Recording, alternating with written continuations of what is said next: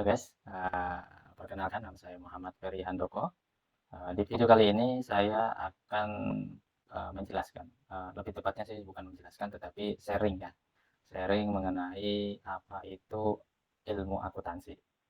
Jadi ilmu akuntansi ini bisa dibilang apa namanya ya, ilmu yang harus dipelajari oleh setiap orang, terutama yang mempunyai usaha ya.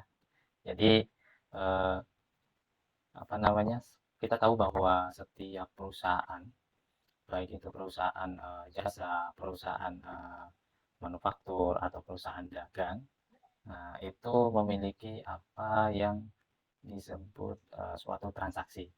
Nah, transaksi ini kalau disebut adalah ilmu akuntansi. Jadi setiap transaksi yang dilakukan suatu perusahaan itu disebutnya dalam ilmu itu adalah ilmu akuntansi. Nah, jadi di video kali ini saya berharap untuk teman-teman yang belum mengetahui apa akuntansi itu sedikit bisa belajar, menambah pengetahuan sehingga apa namanya, apa itu akuntansi menjadi menambah ilmunya lah ya. Jadi ya mohon maaf apabila mungkin nantinya ada beberapa penjelasan saya yang kurang dimengerti. Tapi saya akan berusaha untuk bisa sharing menjelaskan dengan sedikit eh, apa namanya bahasa yang supaya bisa dimengerti oleh teman-teman semuanya. Jadi saya pun masih belajar dalam menyampaikan apa namanya ilmu ya. Jadi kita sama-sama belajar lah ya.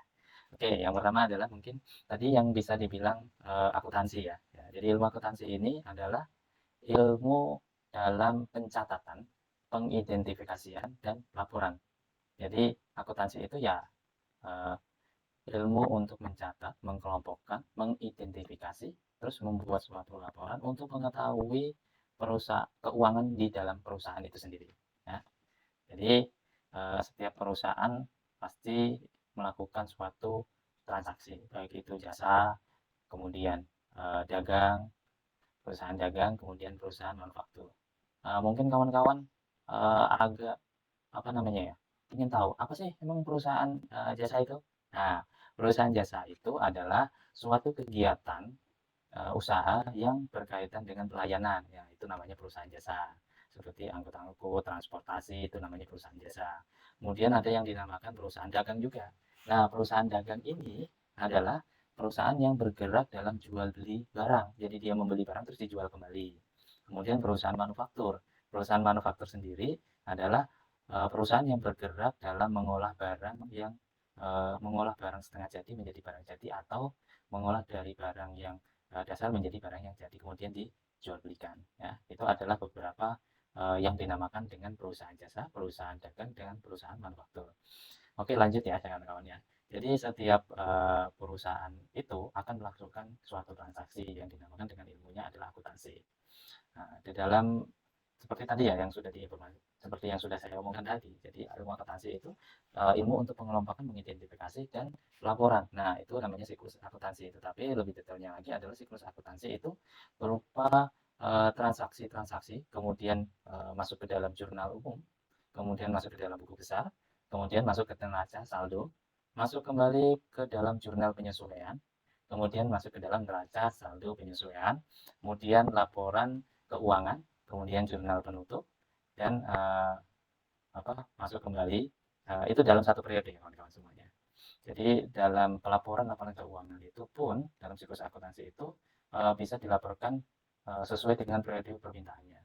Bisa 3 bulan sekali, bisa 1 tahun, atau bisa 2 tahun. Nah, oke, mungkin saya akan jelaskan satu persatu ya kawan-kawan semuanya. Jadi untuk tadi siklus akuntansi yang pertama adalah transaksi-transaksi. Jadi transaksi itu adalah suatu kegiatan atau bentuk dari apa namanya kegiatan seperti penambahan modal, kemudian pendapatan jasa, kemudian sewa, pembayaran gaji itu masuk dalam transaksi. Jadi mungkin kalau saya perlihatkan, nah, mungkin seperti ini ya kawan-kawan. Jadi contoh seperti ini bahwa di sini menyebutkan peralatan pembersih truk, disesuaikan dengan tarif 20%, setahun 10% untuk setiap 6 bulan. Kemudian juga ada di sini yang namanya adalah saldo hutang dagang dihitung secara salah sehingga ada penilaian terlalu tinggi sebesar 200.000.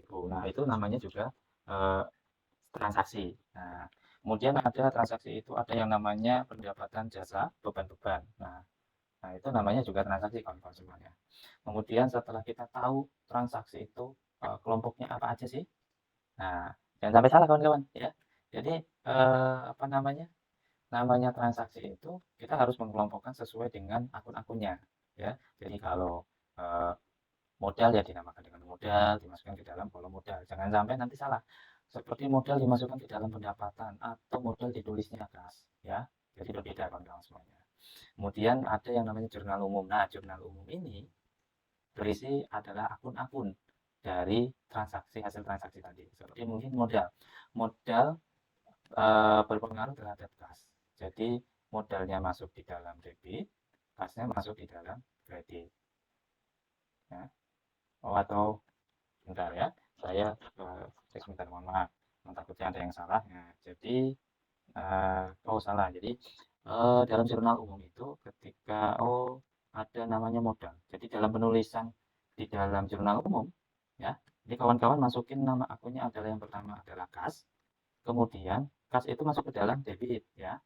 Kemudian modal. Nah, modalnya ini masuk ke dalam kredit. Itu jika di jurnal umum ya, kawan-kawan. Jangan sampai kebalik. Nanti ketika kawan-kawan menulisnya modal di debit dan kas di kredit, nanti akan hasilnya akan berbeda ya. Kemudian ada yang namanya kita ada perlengkapan. Jadi ada pembelian perlengkapan ATK. Nah, contoh adalah pembelian perlengkapan ATK sebesar Rp250.000. Nah, kebetulan untuk pembelian ini masuknya ke dalam kredit atau belum dibayar, sehingga namanya dalam akun jurnal umum itu adalah namanya utang usaha. Jadi perlengkapan ATK ditulisnya di debit, kemudian utang usaha ditulisnya di kredit. Kemudian ada juga yang namanya di transaksi itu pembayaran beban sewa sebesar 15 juta. Contoh saja ini ya.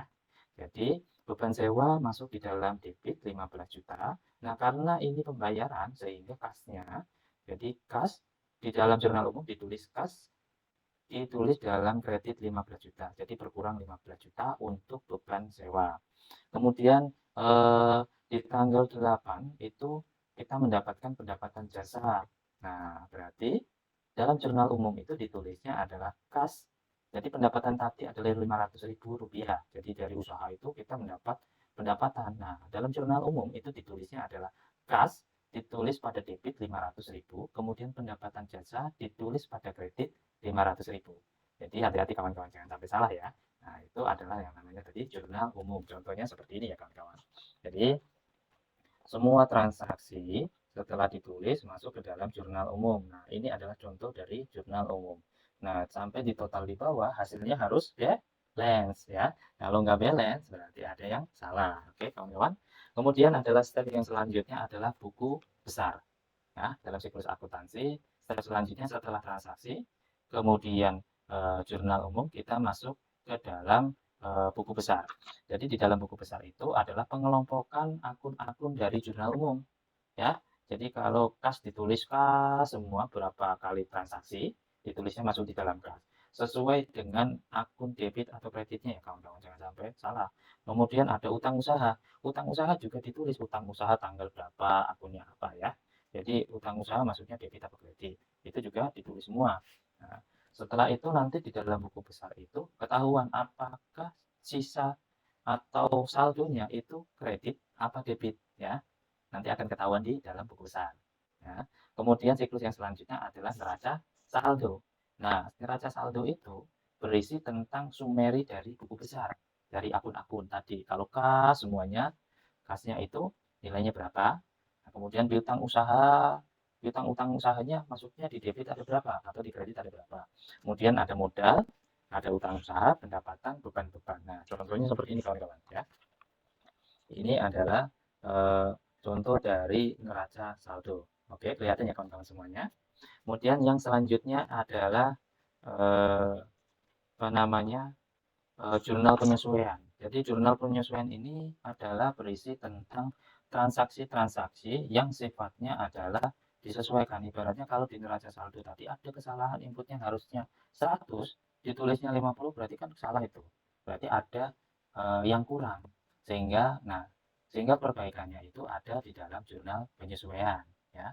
Jangan langsung main di debak-debak aja, tetapi ikutin perintahnya apa, ya. Kalau memang ada sudah diposting atau sifatnya mau kita masuk buku besar, nah buku besar itu kan sudah diposting nih di dalam sistem. Nah kita perbaikinya ya masuknya dalam jurnal penyesuaian, ya. Jadi penyesuaian itu seperti kendaraan itu kan namanya kendaraan ya, kawan-kawan dipakai pasti kan ada yang rusak, bahasanya adalah depresiasi atau penyusutan, kawan-kawan, ya. Nah itu ditulis semuanya di dalam situ. Kemudian ada sewa, namanya kita sewa kan katakanlah sewa gedung, itu pasti gedungnya nggak mungkin dong sebulan kita sewa. Nah kalau dalam usaha pasti sewanya ya 1 tahun 2 tahun dong, ya kan. Nah sehingga sewanya itu ya berkurang. Jadi dalam periode mungkin di dalam laporannya kita 3 bulan, ya kan. Berarti sewa kita 1 tahun, berarti kan nggak semuanya itu kita bayarkan sebenarnya, ya. Cuman hanya beberapa yang kita bayarkan. Nah, itu juga harus ditulis di dalam jurnal penyesuaian, ya. Kemudian ada apa namanya beban peralatan atau perlengkapan juga sama, ya. Peralatan maupun perlengkapan itu pasti kan dalam satu periode nggak mungkin, bukan nggak mungkin ya, tetapi mungkin tidak habis dipakai semuanya, sehingga ya apa namanya pasti ada yang berkurang. Nah itu kita juga harus masukin dalam jurnal penyesuaian. Kemudian masuk step yang siklus yang selanjutnya adalah neraca saldo eh, penyesuaian.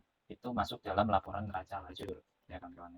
Jadi di dalam laporan neraca lajur itu terdapat beberapa poin. Yang pertama adalah laporan neraca saldo. Nah, ditulis di dalam situ. Kemudian jurnal penyesuaian, kemudian neraca saldo penyesuaian. Nah, mungkin kawan-kawan sebagai gambaran mungkin saya perlihatkan ya, mungkin seperti ini. Jadi ini ada beberapa kolom, ya, namanya neraca saldo dan neraca lajur, mohon maaf, neraca lajurnya. Jadi di sini adalah terdapat dari laporan-laporan tadi kita masukkan ke dalam sini semuanya, ya. Kita masukkan ke dalam sini. Kemudian setelah di neraca saldo disesuaikan, nanti ada sebenarnya adalah laporan laba rugi. Di kolom laporan laba rugi ini ditulisnya adalah pendapatan dengan beban, ya. Jangan ditulis yang lain. Jadi hanya ditulis pendapatan dan beban-beban saja.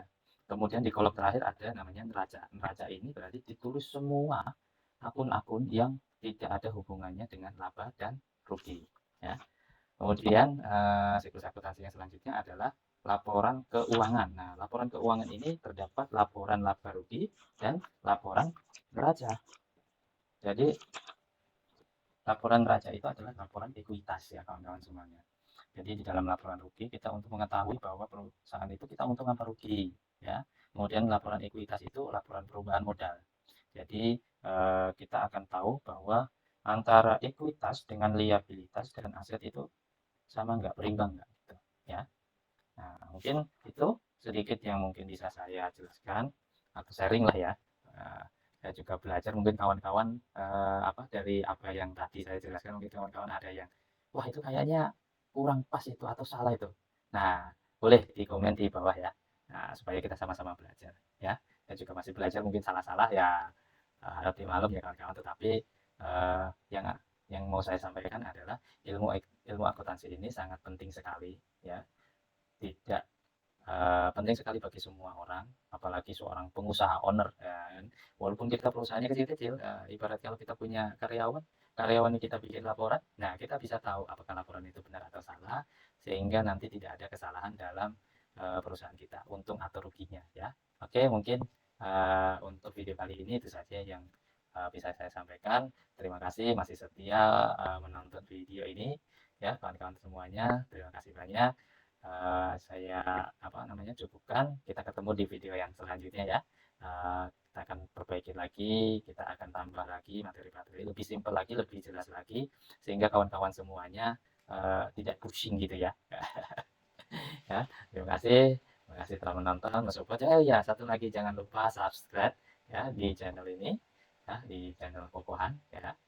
Jangan lupa like dan subscribe-nya. Terima kasih. Assalamualaikum warahmatullahi wabarakatuh. Sampai jumpa di video berikutnya. Terima kasih.